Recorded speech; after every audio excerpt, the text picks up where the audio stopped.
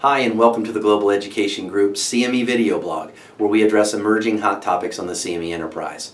Today we're going to be talking about ACCME Annual Report data that was just released for 2012. Each year the ACCME compiles data on CME and releases it, and most recently they produced this 2012 report data.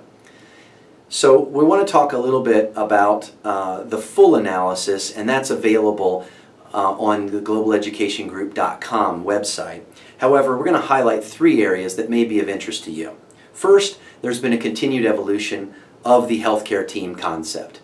AAFP has pushed the patient-centered medical home concept, and the CME involvement numbers seem to support this concept of a team providing healthcare.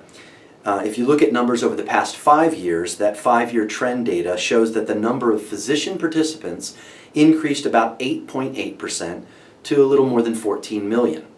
However, over the past 5 years, the number of non-physician participants has increased almost 25% to a new high of about a little over 10 million non-physician participants. Secondly, the number of accredited providers continues to decline. Last year, the number of nationally accredited providers by ACCME decreased by about 1%.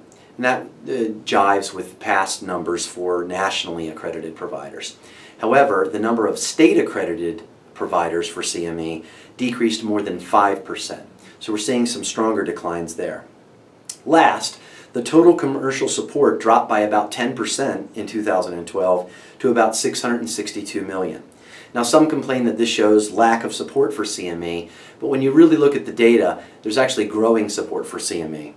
Any declines in commercial support were more than offset by a 15% increase in what's called other income, those things like budget allocations and registration fees, as well as a 7% increase in advertising and exhibits income. And we think that there are actually three good reasons to expect that commercial support and all other forms of income for CME will continue to grow in years ahead.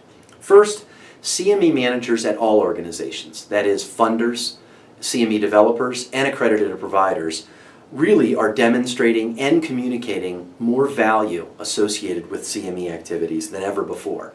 We now have the data sets to make an actual stronger case for growth of CME and its use in improving healthcare. Secondly, the Sunshine Act did carve out some important exemptions for accredited CME programs, and we're just starting to see those impacts. And last, healthcare really continues to get more complex, and with more promising agents and therapeutic developments in the pipeline, the need for CME and evidence-based medicine should only continue to grow. As always, if you have any questions about the ACCME Annual Report data or any other topics in the CME enterprise, feel free to contact us here at Global Education Group. For Global, I'm Stephen Lewis.